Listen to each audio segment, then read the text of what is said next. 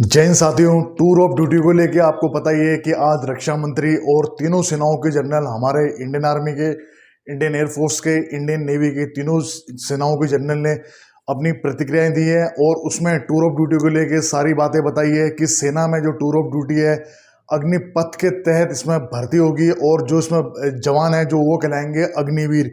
ये तो आप लोग काफ़ी पहले से सुनते आ रहे हो। आप लोगों का मेन मुद्दा ये था कि सर टूर ऑफ ड्यूटी के बारे में अधिकतर इंग्लिश में बताया गया, तो उसका हिंदी में आप रूपांतरण करिए या आप बताइए कि टूर ऑफ ड्यूटी में पे स्केल क्या होगा, यानी कि हमारा जो पेमेंट स्केल होगा वो क्या होगा, किस प्रकार होगा और क्या क्या प्रमुख उसकी बातें हैं, वो चीज़ हमसे बताइए। तो आज की वीडियो में मैं आपको वो सारे डाउट्स क्लियर करने की कोशिश कर रहा हूँ। जय हिंद साथियों, मैं हूँ आपका साथी भूतपूर्व सैनिक मनोज सिंह, आपका अपने YouTube channel ex army soldier में स्वागत है।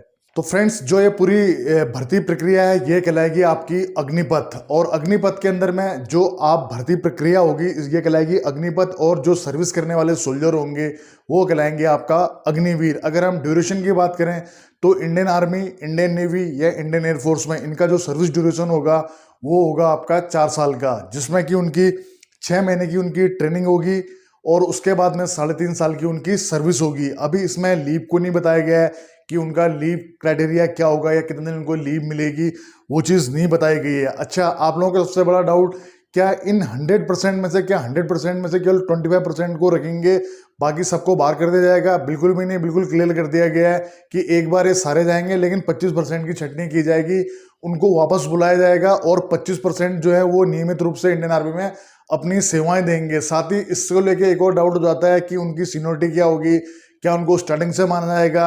लेकिन हाँ, एक चीज़ बिल्कुल क्लियर है कि अगर वो नियमित होते हैं तो इनको इंडियन आर्मी में की तरह ही उनको पेंशन भी मिलेगी, एक्स-सर्विसमैन कोटा भी मिलेगा, या जो आर्मी की जो फैसिलिटीज़ होती हैं आर्मी, एयरफोर्स, नेवी, तो तीनों की उनको मिलेगी। तो चलिए, ये तो था उनके लिए जो 25% जो बाद में उनको वापस बुलाया जाएगा 1 महीने के अंदर में, और जो वापस आर्मी ज्वाइन करेंगे, ये उनके लिए था, और बाकियों को भेज दिया जाएगा घर। तो अब उसके बाद में घर भेजने का मतलब ये है कि जो इनकी सर्विस का ड्यूरेशन है 4 साल रहा गया है। तो मेरे मन में भी शंका गूंजी कि भाई 5 साल क्यों नहीं? फिर याद आया कि 5 साल अगर इनको करवाएंगे तो फिर ग्रेजुएटी भी देनी पड़ेगी, और हम तो ये लाई इसलिए रहे हैं कि ताकि सरकार के ऊपर में जो क्या बोलते हैं वित्तीय बोझ ना पड़े वगैरह वगैरह, जैसा ये लोग खुद बोलते हैं। बाकी आप लोग समझदार हैं, क्या कहूँ। तो चलिए, अब आप लोगों को बताता हूँ टूर ऑफ ड्यूटी में आपका वेतन किस प्रकार का होगा। अगर टूर ऑफ ड्यूटी के वेतन की बात करें तो जो उसका पहला साल सर्विस का ड्यूरेशन रहेगा उसमें जो आपका सैलरी स्केल रहेगा वो रहेगा आपका 30,000 का। 30,000 में से आपके 9,000 रुपये आपका पीएफ कटेगा, जिसको आप पीएफ या जो भी आप बोलते हैं प्रोविडेंट फंड जो होता है आपका, 9,000 रुपये आपकी तरफ से कटेगा आपके पे स्केल से, और 9,000 रुपये गवर्नमेंट उसमें रखेगी। और इस प्रकार आपको जो इनहैंड सैलरी मिलेगी वो मिलेगी आपको 21,000। उसी प्रकार जब आपका सेकेंड ईयर होता है, दूसरे साल में आपको मिलेंगे 33,000 रुपीज़, और जिसमें कि आपको जो इनहैंड सैलरी है वो मिलेगी आपको 23,100 रुपये। अगर हम पीएफ की बात करें तो 9,900 रुपये का आपका पीएफ कटेगा। पीएफ कटने के बाद आपको 23,100 रुपये मिलेगा, टोटल सैलरी आपकी 33,000, और उसके बाद 9,900 रुपये ही गवर्नमेंट जमा करेगी।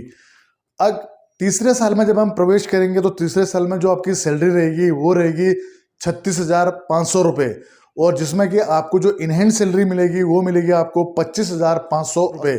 अगर हम पीएफ की बात करें तो यहाँ 10,950 रुपये आपका पीएफ कटेगा और 10,950 रुपये गवर्नमेंट उसमें जमा करेगी। और अगर हम चौथे साल की बात करें तो चौथे साल में जो आपका सैलरी रहेगा वो रहेगा आपका 40,000, और जिसमें अगर हम इनहैंड की बात करें तो इनहैंड में आपको मिलेंगे 28,000 रुपये, और जिसमें कि 12,000 रुपये आपका पीएफ कट जाएगा और 12,000 रुपये आपके जो खाते में है वो गवर्नमेंट डालेगी। तो ये 4 साल का पूरा आपका सैलरी पैकेज हो गया, जो कि 4 साल में मैंने आपको बता दिया है कि पहले साल में आपका कितना मिलेगा, और दूसरे साल, पहले साल में आपको जो इनहैंड सैलरी मिलेगी 21 जो मिलेगी आपको 21,000 रुपये, और दूसरे साल आपको इनहैंड सैलरी मिलेगी 23,100 रुपये, और तीसरे साल आपको इनहैंड सैलरी मिलेगी 25,580 रुपये, और चौथे साल आपको जो इनहैंड सैलरी मिलेगी 28,000 रुपये। तो ये तो हो गया आपका सैलरी का ड्यूरेशन, सैलरी जो आपको मिलेगी टूर ऑफ ड्यूटी के तहत। अब थोड़ी चीज़ और डाउट क्लियर ये है कि छुट्टी में जब जाते हैं तो उसका क्या हिसाब रहेगा। इंडियन आर्मी में तो बाकी कटता नहीं है, अब ये टूर ऑफ ड्यूटी है, इसका अभी भी पूरा पैटर्न समझ में नहीं आया है। अब जैसे जैसे आर्मी का नोटिफिकेशन आएगा, अपडेट आएगी, सारी चीज़ें क्लियर होंगी, तो आपको इसमें लीव कितना मिलेगी, क्या ट्रेनिंग, जो एक नॉर्मल अगर हम सोल्जर की बात करें तो जो सोल्जर का ट्रेनिंग होता है हर किसी का 6 महीने का बेसिक होता है, 3 महीने का एडवांस होता है। अगर हम सोल्जर जीडी वाले की बात करें तो 3 महीने का उनका एडवांस भी होता है। और अदर ट्रेड की बात करें तो उसके बाद उनकी ट्रेनिंग चलती है। अब इसमें टोटली 6 महीने की ट्रेनिंग है। कब कितने में बेसिक ट्रेनिंग कराएंगे, कितने में कौन सी ट्रेड की ट्रेनिंग कराएंगे, ये पता नहीं है। और सबसे बड़ा जो प्रश्न चिन्ह है वो अभी तक जो आप लोगों ने सोचा नहीं है, वो है कि टूर ऑफ ड्यूटी के अंदर में कौन कौन से ट्रेड आएंगे।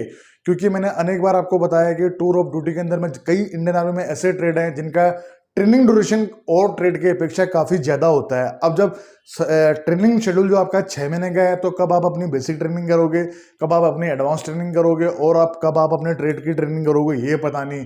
तो अभी ये भविष्य के गर्भ में है कि कौन कौन से ट्रेड टीयूडी के अंदर में आएंगे, या इंडियन आर्मी के या इंडियन नेवी या इंडियन एयरफोर्स के सारे trade he tour of duty के अंतर्गत आएंगे या नहीं आएंगे, ये आने वाला वक्त बताएगा। तो चलिए, उसके बाद जब आपका 4 साल का ड्यूरेशन पूरा हो जाता है, तब आपको जो सैलरी स्केल है वो मिलेगा। सॉरी, जब आपका ड्यूरेशन पूरा हो जाता है टूर ऑफ ड्यूटी का, तब आपको एक मुश्त मिलेंगे 11,71,000 रुपये। मतलब तकरीबन आप मान के चलिए 12 लाख रुपए 4 साल के अंदर में 11,71,000 रुपये। और 1 करोड़ का आपका इंश्योरेंस होगा, 48 लाख का आपका लाइफ इंश्योरेंस होगा। और जो आपको कुछ सर्टिफिकेट भी मिलेंगे गवर्नमेंट की ओर से, जो कहलाएंगे आपका अग्निवीर कौशल सर्टिफिकेट। ये आपको मिलेगा, जो कि आपके सिविल में काम आएगा। कहाँ पे काम आएगा ये मुझे पता नहीं।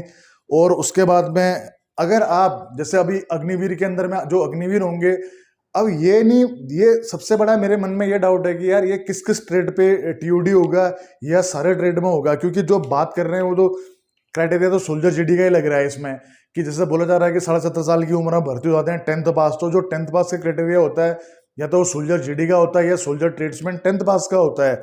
अगर उस क्राइटेरिया में अगर आप भर्ती हो रहे हो 10th पास करने के बाद में, तो आपको 12वीं पास का सर्टिफिकेट भी दिया जाएगा इंडियन आर्मी, इंडियन नेवी या इंडियन एयरफोर्स की तरफ से, जो कि सिविल में हर जगह काम भी आएगा।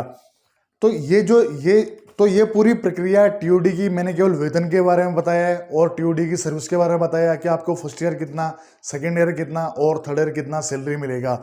अब जो मेरा मेन पॉइंट है वो आज सब जगह यूट्यूब में वापस एक और क्लिप छा रही है, जिसमें कि हमारे वायुसेना प्रमुख ने बोल दिया है कि जो पुरानी भर्ती प्रक्रिया थी, जिनके रिटर्न एग्जाम होने हैं, तो उनकी वापस उनकी प्रक्रिया दोबारा होगी।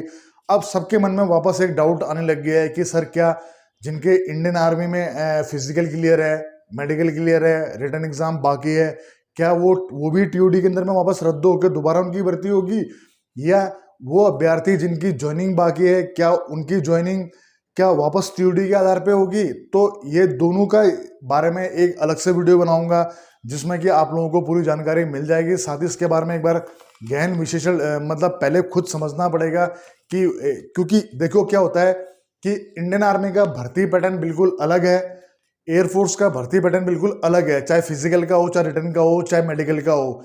इन तीनों में आर्मी का पैटर्न बिल्कुल अलग है। आर्मी में आपने देखा होगा कि पहले रिटर्न एग्जाम नहीं होता है, आर्मी में पहले आपका फिजिकल एग्जाम होता है, उसके बाद आपका मेडिकल होता है, और लास्ट में आपका रिटर्न एग्जाम होता है। यानी कि अगर आपने आर्मी में फिजिकल निकाल दिया है तो 60% भर्ती आप निकाल चुके हैं, मतलब अपने लक्ष्य प्राप्ति आप 60% कर चुके हैं। मेडिकल निकाल दिया तो आप 80% अपनी लक्ष्य प्राप्ति कर चुके हैं। उसका रिटर्न में बिल्कुल गिने चुने लोग जाते हैं। अगर मैं खुद की अपनी ही बात करूं, तो जब हम भर्ती होते 1999 में, तब हम 10,000 की भीड़ थे और रिटर्न में हम 56 लड़के पहुंचे थे। अंतिम रूप से चयन 3 का हुआ था। तो ये कहने का मेरा मतलब ये है कि अब ये भविष्य गर्भ में है कि भाई ये क्या चाह रहे हैं, क्या मतलब पूरी जो एक परफॉर्मा है, टीयूडी किस पे लागू होगा, कौन से ट्रेड पे लागू होगा, इंडियन आर्मी का भर्ती पैटर्न अलग, एयरफोर्स का अलग, नेवी का अलग। तो जैसे जैसे टाइम निकलेगा, सेना की ओर से कुछ और जानकारियां मिलेंगी इसके बारे में, तो आप लोगों को ऑथेंटिक जानकारी आपको वीडियो में देने का प्रयास जरूर करेंगे। तो आप लोगों को टीयूडी को लेके क्या डाउट्स है, अपने डाउट्स जो भी हैं कमेंट्स में जरूर लिखना। कमेंट्स का रिप्लाई नहीं कर पाता दोस्तों, क्योंकि टाइम का अभाव है। आप लोग भी मेरी मजबूरियां समझते हैं। अभी भी जो ब्रेक मिला है उसमें से आके आप लोगों के लिए वीडियो बना रहा हूं। और साथ ही टीयूडी को लेकर आपके क्या विचार हैं और सरकार को लेकर आपको क्या विचार है, कमेंट्स में लिखना मत भूलना। मिलते हैं कल एक दमदार वीडियो के साथ। दीजिए अपने भाई को इजाजत। जय हिंद, वंदे मातरम, भारत माता की जय। दोस्तों सब्सक्राइब कीजिए एक्स आर्मी सोल्जर को डिफेंस की सबसे सटीक और सबसे आसान भाषा में जानकारी के लिए। साथ ही बेल आइकन को प्रेस करें ताकि आपको नोटिफिकेशन सबसे जल्द मिले।